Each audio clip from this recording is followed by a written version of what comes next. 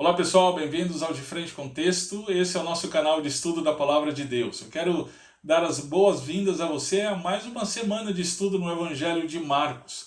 Nós temos estudado o Evangelho e temos crescido no conhecimento do Senhor. Temos tido notícia de várias pessoas que têm nos mandado mensagens dizendo que estão conosco estudando o Evangelho, pessoas individualmente ou em grupo nas suas igrejas, nas suas famílias, estão debruçadas sobre o Evangelho de Marcos e têm crescido no conhecimento do nosso Senhor e Salvador, Jesus Cristo. Estamos muito contentes por isso. Queremos deixar aqui o nosso abraço a vocês que têm nos acompanhado. Você que está chegando agora, você pode começar os estudos desde o princípio do Evangelho de Marcos. Os estudos são gratuitos, estão todos disponibilizados para você. Então, somente curte o nosso canal, marca lá o sininho e aí então quando tiverem novos vídeos você vai ser alertado em relação a isso. E junte-se a nós no crescimento do conhecimento do Senhor por meio do Evangelho de Marcos. Na semana passada nós estudamos as narrativas em que Jesus foi rejeitado. Ele foi rejeitado pelas pessoas da sua própria cidade, Nazaré, na cidade que ele foi criado. Ele foi rejeitado então pelos líderes religiosos, líderes políticos. Nós vimos Herodes tendo o seu próprio preconceito em relação a Jesus, mas ainda assim Jesus envia os seus apóstolos. E hoje nós vamos estudar então duas narrativas que são a sequência dessas narrativas. Os apóstolos, eles retomam do envio de Jesus, eles voltam então para Jesus, relatando o que havia acontecido. Então Jesus os separa da multidão e os leva para um tempo de descanso, mas a multidão vai a Jesus. E Jesus então acontece ali, Jesus ele multiplica os pães e peixes. E na sequência, Jesus então envia os seus discípulos para atravessar o mar. E Jesus então depois vai encontrar os seus discípulos. Acontece que Jesus então vai andando sobre o mar. São duas narrativas fantásticas, incríveis.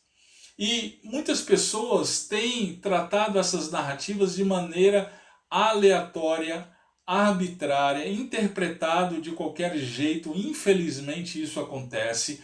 Algumas pessoas, em relação à multiplicação dos pães e peixes, vão dizer o seguinte: olha, assim como Jesus ele se compadeceu da multidão, a uma multidão excluída, uma multidão pobre, então nós, a Igreja do Senhor, também devemos fazer isso em relação aos pobres da nossa época. Será que é isso que Marcos tinha em mente quando ele relatou então esse fato histórico? Algumas pessoas também, em relação à narrativa em que Jesus anda sobre o mar, vão dizer: olha, assim como Jesus andou sobre o mar e fez tantos outros milagres, nós também podemos fazer isso se nós tivermos fé. Será? Será que Marcos foi exatamente isso que ele quis dizer ao relatar então esse fato histórico? Nós precisamos, mais do que nunca, nesse tempo de tanta confusão teológica, nesse tempo em que há tantas vozes dizendo tantas coisas diversas que não estão de acordo com a palavra de Deus, nós precisamos mais do que nunca prestar atenção no que o texto está realmente dizendo, prestar atenção na real intenção do autor e aí sim aplicar o texto aos nossos dias. Então, vamos para o texto e vamos então ouvir o que Marcos tem a nos dizer em relação a Jesus. Vamos para de frente com o texto. Muito bem, duas narrativas de feitos miraculosos de Jesus: a multiplicação dos pães e peixes e quando Jesus andou sobre o mar. O que essas narrativas nos dizem a respeito de Jesus? Vamos ver. A primeira narrativa está no capítulo 6, verso 31 a 44, e a segunda, verso 45 até o verso 52. Vamos ver uma por uma hoje. Primeira narrativa, então a narrativa da multiplicação dos pães e peixes. Vamos ler. E ele lhes disse: Vinde vós aqui à parte a um lugar deserto e repousai um pouco, porque havia muitos que iam e vinham e não tinham tempo para comer. E foram sós num barco, em particular para um lugar deserto. E a multidão viu-os partir, e muitos o conheceram, e correram para lá a pé de todas as cidades, e ali chegaram primeiro do que eles, e aproximavam-se dele. E Jesus, saindo, viu uma grande multidão, e teve compaixão deles, porque eram como ovelhas que não têm pastor, e começou a ensinar-lhes muitas coisas. Como o dia fosse já muito adiantado, seus discípulos se aproximaram dele e lhes disseram: O lugar é deserto e o dia está muito adiantado. Despede-os para que vão aos lugares e aldeias circunvizinhas e comprem pão para si, porque não têm que comer. Ele, porém, respondendo, lhes disse: Dai-lhes vós de comer. E eles disseram-lhe: Iremos nós e compraremos 200 dinheiros de pão para lhes darmos de comer? E ele disse-lhes: Quantos pães tendes? Ide ver. E sabendo eles, disseram: 5 pães e 2 peixes. E ordenou-lhes que fizessem assentar a todos em ranchos sobre a erva verde. E assentaram-se repartidos de 100 em 100 e de 50 em 50. E tomando ele os 5 pães e os 2 peixes, levantou os olhos ao céu, abençoou e partiu os pães, e deu aos seus discípulos para que os pusessem diante deles. E repartiu os 2 peixes por todos. E todos comeram e ficaram fartos. E levantaram 12 cestos cheios de pedaços de pão e de peixe. E os que comeram os pães eram quase 5.000 homens. Amém. Jesus chama então os seus discípulos à parte para um momento de descanso. Mas a multidão termina sabendo a localização de Jesus e vai até ele. O que você faz quando está profundamente cansado e alguém interrompe o seu merecido descanso? Você chega do seu trabalho muito cansado, deita no seu sofá para aquele merecido descanso e de repente você recebe uma ligação de alguém que está passando por uma grande dificuldade e pede socorro para que você vá até a pessoa para ajudá-la. O que você faz? Vejamos como Jesus reagiu. Com compaixão. Ele se desprende de si mesmo, das suas próprias necessidades e mostra compaixão pelas pessoas. Agora perceba o motivo da compaixão de Jesus. Não foi porque a multidão estava faminta, como alguns apressadamente afirmam. Não é porque eles eram excluídos, oprimidos por uma sociedade excludente. Observemos com cuidado o texto. O texto responde. Veja, logo a seguir, Marcos nos diz o motivo dessa compaixão. Eram como ovelhas que não têm pastor. Muito interessante aqui a metáfora usada por Jesus, gente. Interessante, Deus, ele era tido como o pastor de Israel no Antigo Testamento. Por exemplo, no famoso Salmo 23, Davi ora: O Senhor é o meu pastor. No Salmo 80, verso 1, está escrito: Tu que és pastor de Israel, dá ouvidos, tu que guias a José como a um rebanho, tu que te assentas entre os querubins resplandece. Então, uma das imagens belíssimas de Israel em relação a Deus é que este era o seu pastor. Entretanto, a nação rejeitou ao Senhor como pastor. Ela seguiu pastores que pastoreavam a si mesmos. O Antigo Testamento menciona várias vezes líderes de Israel que pastoreavam a si mesmos. Por exemplo, Números 27, 1 Reis 22, 17, a ocasião de Acabe, e principalmente Ezequiel capítulo 34, onde vamos nos deter um pouquinho mais agora. Perceba o que está escrito no verso 2 em diante. Filho do homem, profetiza contra os pastores de Israel. Profetiza e dize aos pastores: assim diz o Senhor. Ai dos pastores de Israel que se apacentam a si mesmos. Não devem os pastores apacentar as ovelhas? Comeis a gordura e vos vestis da lã, matais o cevado, mas não apacentais as ovelhas. As fracas não fortalecestes, e a doente não curastes, e a quebrada não ligastes, e a desgarrada não tornastes a trazer, e a perdida não buscastes, mas dominais sobre elas com rigor e dureza. Assim se espalharam por não haver pastor, e tornaram-se pasto para todas as feras do campo, porquanto se espalharam. As minhas ovelhas andaram desgarradas por todos os montes e por todo o alto outeiro. Sim, as minhas ovelhas andaram espalhadas por toda a face da terra, sem haver quem perguntasse por elas, nem quem as buscasse. Irmãos, não era exatamente isso que estava acontecendo na época de Jesus? O contexto histórico de Ezequias, no qual ele profetiza, diz respeito ao seu contexto específico, mas também aponta para o tempo de Jesus. Jesus foi atrás de pecadores como Levi, e enquanto isso os religiosos o questionaram porque ele comia com pecadores. Jesus curou no sábado o homem da mão paralisada, mas os religiosos planejaram matá-lo. Jesus foi procurado por uma multidão e os líderes religiosos diziam que ele estava possuído por Beelzebu. Em todas as narrativas do Evangelho de Marcos, nós vemos que os líderes estavam mais preocupados não em buscar a verdade a respeito de Jesus, mas que estavam perdendo seu status por conta de Jesus. Perceba o resultado então no verso 5 aqui de Ezequiel 34. Ovelhas espalhadas tornaram-se presas fáceis para as feras e totalmente ignoradas. É isso que diz o verso 5 e o verso 6. É exatamente esse o quadro que Jesus vê ao olhar para aquela multidão. Agora perceba a continuação do texto de Ezequiel. Essa é uma profecia. Então vamos ver. No verso 15 e verso 16, diz assim: Eu mesmo apacentarei as minhas ovelhas, e eu as farei repousar, diz o Senhor Deus.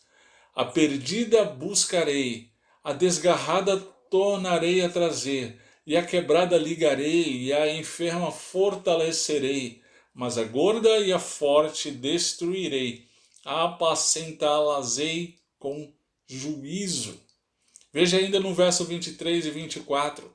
Eu suscitarei sobre elas um só pastor, e ele as apacentará. O meu servo Davi é que as apacentará. Ele lhes servirá de pastor, e eu, o Senhor, lhe serei por Deus. E o meu servo Davi será príncipe no meio delas. Eu, o Senhor, o disse. Que profecia belíssima, né, gente? Perceba que a profecia menciona que o servo Davi seria esse pastor. Como assim? Davi já havia morrido há muito tempo naquela ocasião da profecia de Ezequiel. Então, a quem se refere? Jesus é o pastor prometido aqui. Ele é o descendente de Davi. Estava ali, então, naquela ocasião da nossa narrativa de Marcos 6, o pastor prometido para o povo de Deus. Como tal, ele olhava com compaixão as suas ovelhas e as apacentava. Diz o texto, na continuação, que ele começou a ensinar-lhes muitas coisas. Muito bem, na sequência, diante da situação problema apresentada pelos discípulos, não é? a situação em que, olha, a gente precisa despedir a multidão porque a gente não tem como, então, suprir as necessidades de alimentação da multidão. Então, diante disso, Jesus viu ali uma oportunidade de ensiná-los e os desafiou, dizendo: dá-lhes voz de comer. A instrução de Jesus realmente parecia absurda, não é mesmo? É exatamente isso que pensaram os seus discípulos. Olha a pergunta deles: iremos nós e compraremos 200 dinheiros de pão para lhes darmos de comer? O final da narrativa mostra que eram 5.000 homens, sem contar com mulheres e crianças. Mas ainda assim, Jesus continua os desafiando e pergunta sobre os recursos deles. Os recursos eram totalmente insuficientes para alimentar tanta gente? O texto fala de 200 denários, ou seja, isso correspondia a 7 meses de salário de um trabalhador braçal. Totalmente impossível para aquele momento, para aquela situação. E então é exatamente aí que Jesus surpreendeu. Jesus multiplicou os pães e peixes e todos comeram e se fartaram. O que nós aprendemos dessa narrativa? Olha, muita coisa tem sido dita a respeito dessa narrativa. Nós devemos, entretanto, tomar cuidado para não impor nossas próprias ideias para o texto bíblico.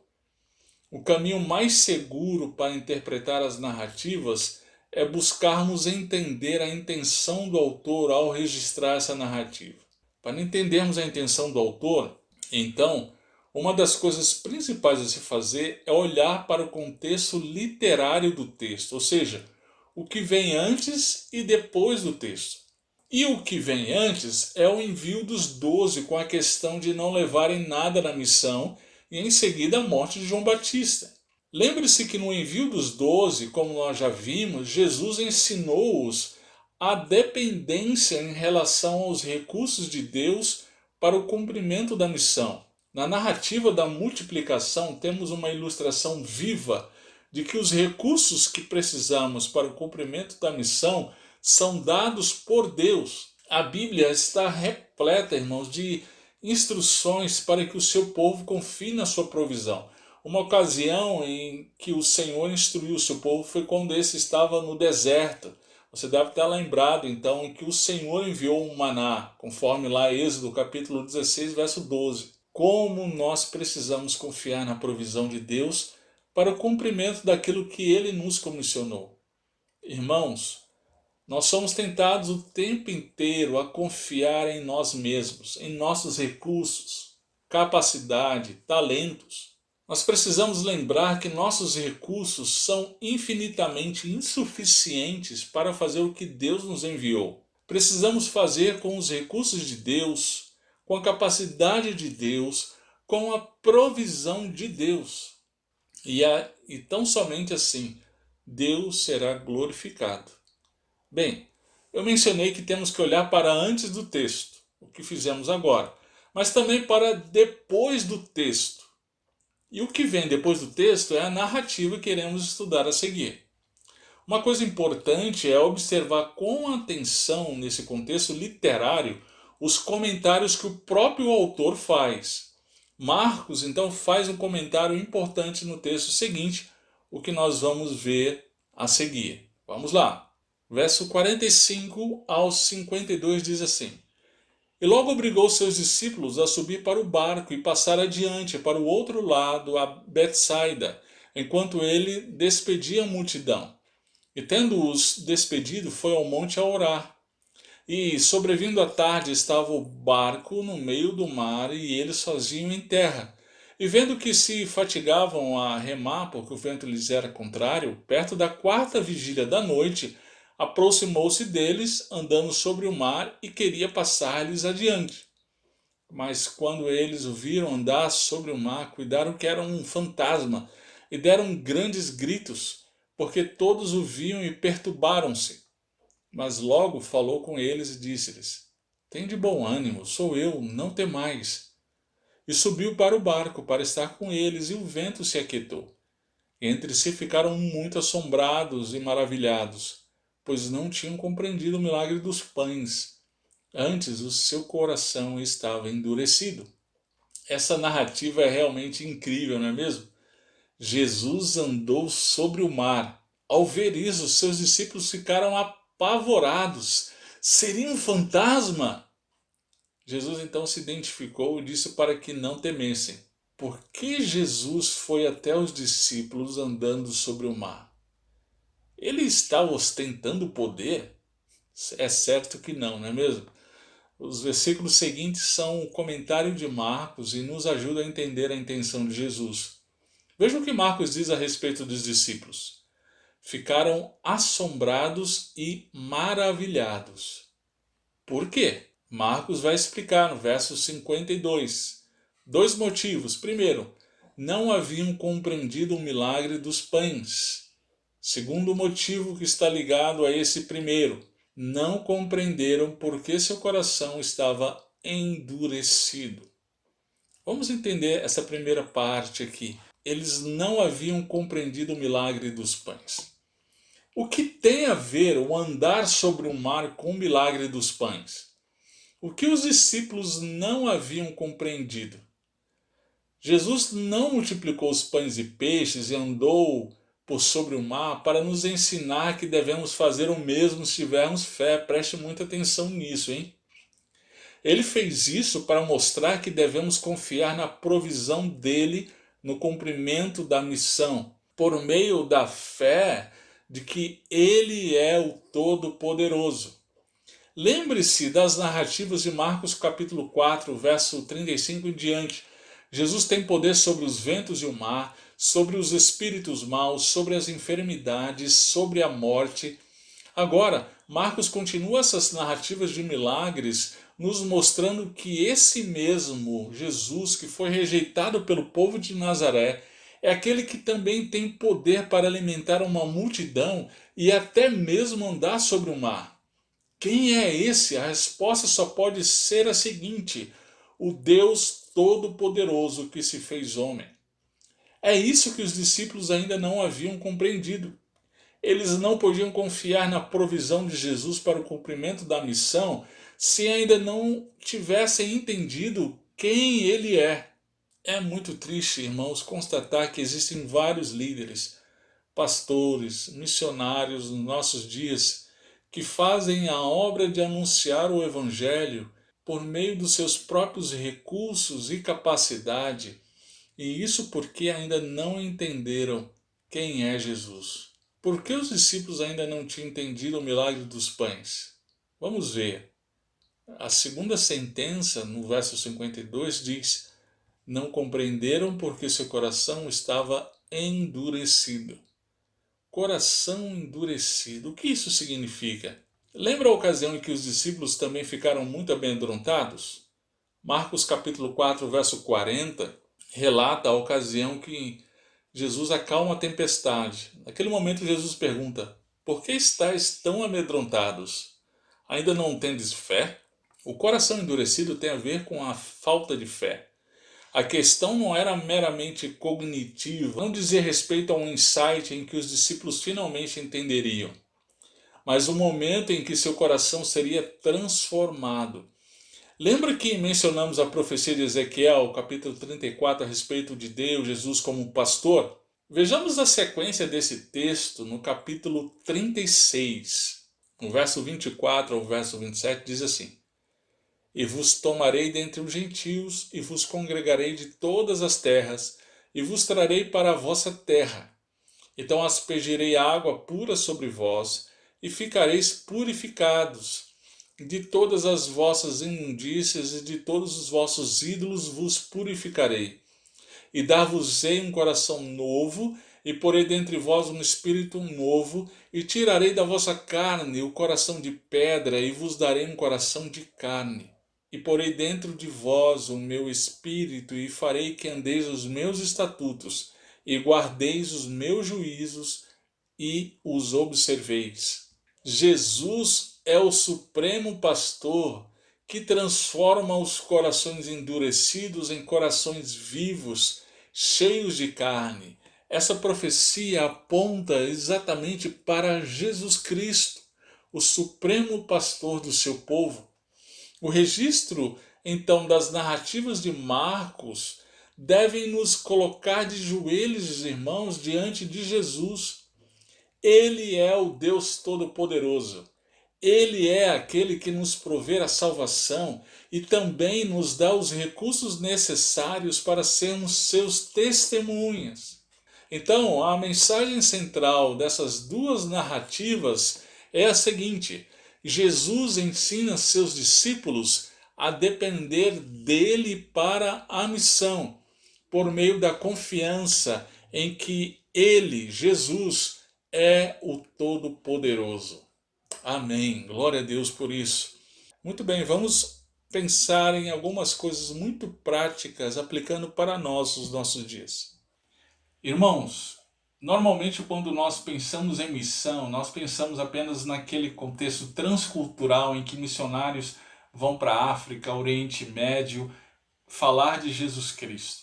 Bem, sim, isso é missão, mas também é missão o contexto em que nós vivemos, no nosso país, na nossa cultura, na nossa cidade, onde Deus nos colocou, nós também, de alguma forma, nós também somos missionários. Deus também nos comissionou para sermos testemunhas de Jesus Cristo aonde quer que nós estejamos. Então, seja no nosso papel de pai, como provedor da nossa casa, como então sacerdote do nosso lar, levando a nossa esposa e os nossos filhos para a fé em Jesus Cristo, seja como esposa, você aí educando os seus filhos no caminho do Senhor, esposa, mãe, não é mesmo? Então, seja lá qual for o papel que o Senhor nos colocou, seja lá o local onde o Senhor nos colocou, a nossa missão é ser testemunhas de Jesus Cristo. Acontece que nós não somos capazes de fazer isso de acordo com as nossas próprias possibilidades, os nossos próprios recursos, as nossas habilidades, talentos são infinitamente insuficientes diante do tamanho do desafio que é ser testemunhas do grande Rei, do nosso Senhor Jesus Cristo. Você já deve ter entendido isso, e era exatamente esse o entendimento que Jesus, então, levou os seus discípulos a ter. Sim, em muitas ocasiões, o Senhor, de maneira soberana, também nos coloca de tal maneira que nós venhamos também a entender que os nossos recursos são insuficientes.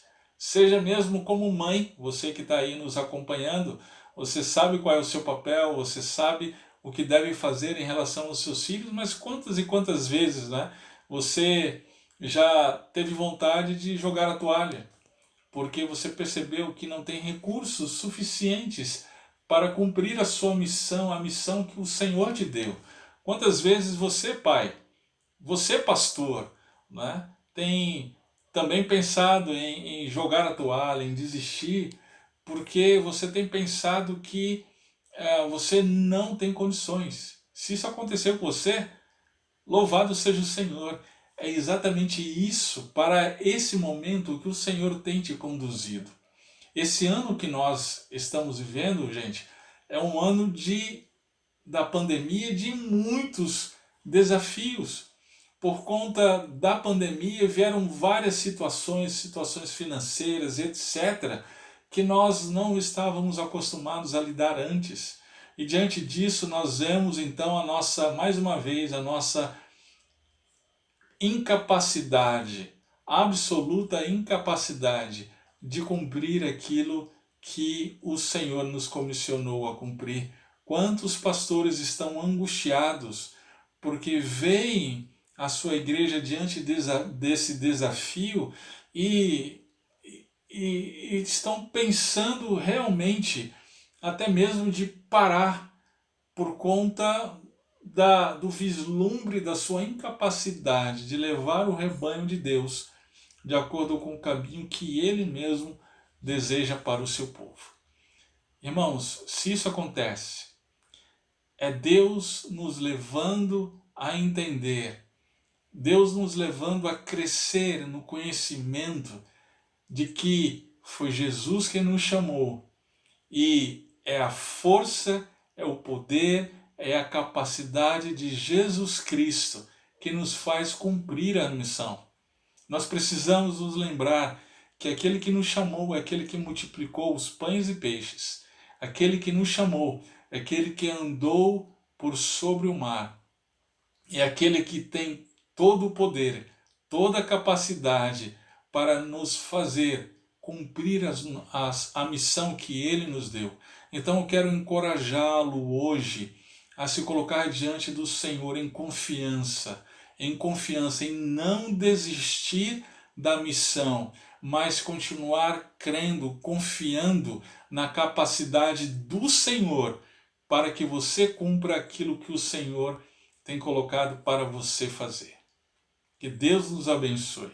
Que Deus continue, então, a nos fazer crescer no conhecimento dEle, para que a nossa confiança nele possa crescer e dar muitos frutos.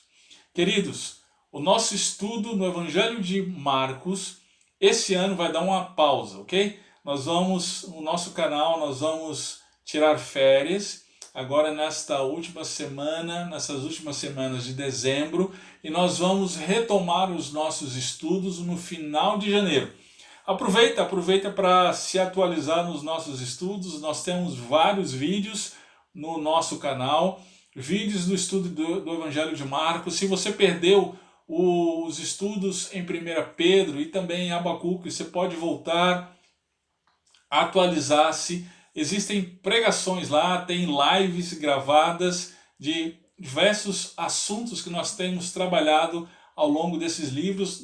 Nós temos também agora as lives das mulheres de Frente com Texto. Estamos muito animados aí com essas irmãs que têm crescido nos estudos da Palavra de Deus. Então tem muita coisa, muito material aí para você estar se atualizando e estudando juntamente conosco no nosso canal. E aí então, na última semana de janeiro, nós estaremos de volta para dar continuidade ao nosso estudo do Evangelho de Marcos. Então, fica aqui o meu abraço da minha família, da minha esposa, para você também, para todos nós que têm nos acompanhado aí no nosso canal de Frente com Texto. Que Deus continue abençoando você e sua família no conhecimento do Senhor. Que Deus nos abençoe.